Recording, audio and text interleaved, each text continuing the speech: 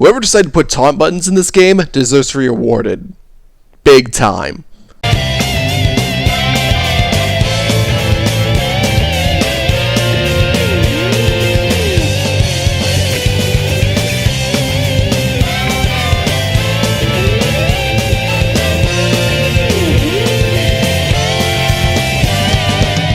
You know, while I'll always welcome any new Kirby games and content with open arms, I didn't really have this itch for anything new from this series.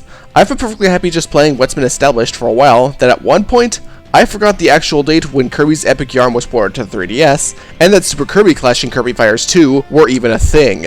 I also didn't realize until now that the gap between Kirby Star Allies and Kirby and the Forgotten Land has been about 4 years. I swear it does not feel like that.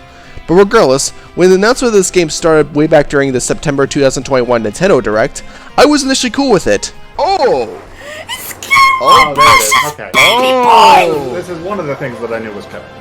Oh, yo.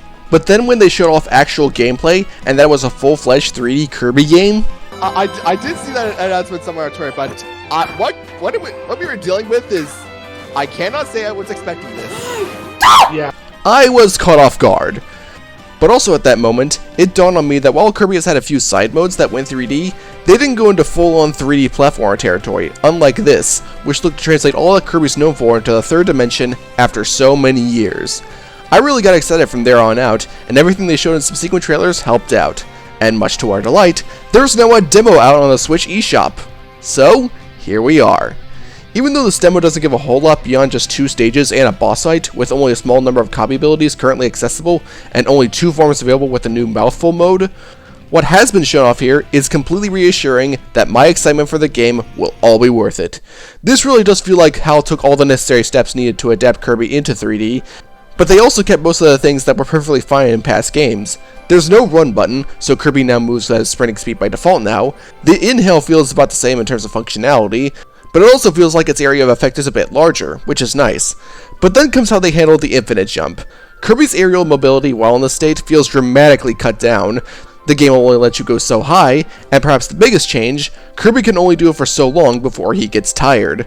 This admittedly does seem weird considering Kirby has no problem jumping infinitely in previous titles, but considering just about every time before then the levels were built with Kirby's mobility in mind, and made it so that you can't just fly over everything, I've never developed a habit of overusing it. But I can see how it will be a little too broken in a 3D space, so I'm okay with the changes, and my habits haven't changed all that much.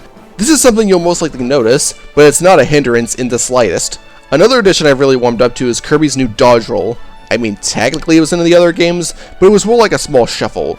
Here, Kirby rolls a lot farther, which leads to it being a lot more fun to use. Granted, the amount of times I used it for levels is a little sparse. I've mostly found it useful against these bulls, but in boss encounters, it is at its best.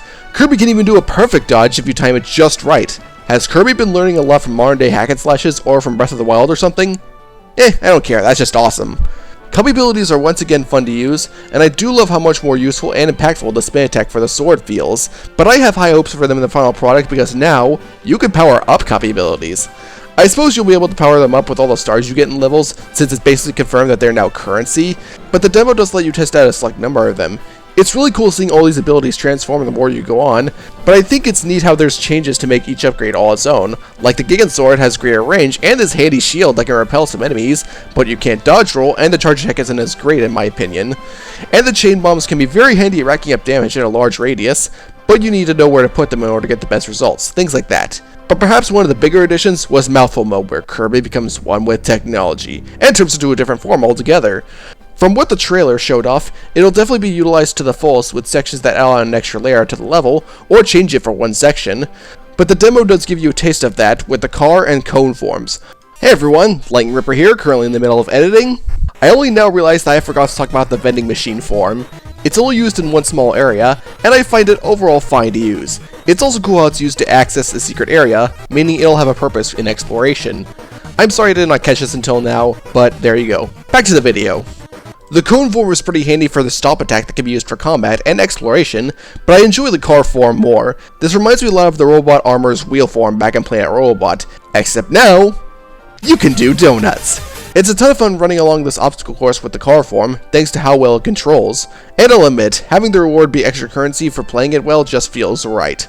I say this because from previews, I'm assuming you'll be able to use all that money for stuff like upgrading abilities, dining with buddies, or going to this gacha machine to get trophies so that Kirby doesn't need to steal someone's credit card for that.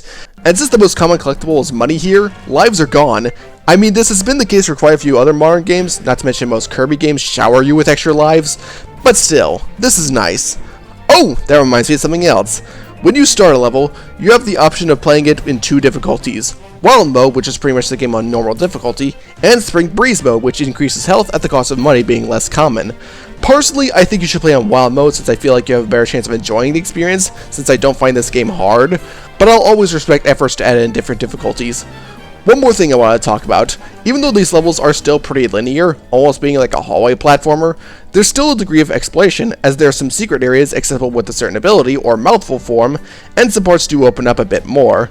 I'll also give credit that it utilizes one of these being the power stars of this game very well.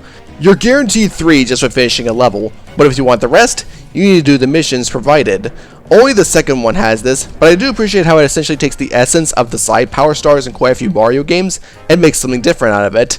The missions in this level aren't too hard, but I'll be expecting them to get a lot more brain taxing as they go on. Really, most of the stuff I personally think needs a smidge more scrubbing is in regards to the presentation. This game as a whole looks great, with all the vibrant colors and luscious scenery, the increased frequency of CG cutscenes, and the overall expressiveness of the character models. But I will admit, I did notice a bit of texture pop-in and lower frame rates on enemies farther away, though to be fair, it isn't Legends Arceus bad. And I don't know, I kind of feel like this game is attempting to run at 60 frames, but most of the time it's hovering around a 30 to 40 mark. Maybe it's my eyes playing tricks on me and I'm not a frame rate snob, but something doesn't feel quite right. Maybe it's something I'll get used to. Maybe it's how smooth some games have run, messing with my senses. I don't know. But what I do know is that my hype for this game has been reaffirmed. In an age where 3D platformers are slowly but surely becoming more common, Kirby and the Forgotten Land is looking to continue the trend and bring a fresh perspective to the series. I am extremely excited with what new things they can bring to the table with this one, and I'll definitely be sure to get it day one. I know paying full retail price can be a big ass sometimes, but I really think you should give the demo a shot and pick the game up first chance you get. I am the Lightning Ripper, and it's crazy to think about how we're only starting the Switch's amazing lineup for this year. See you all next time!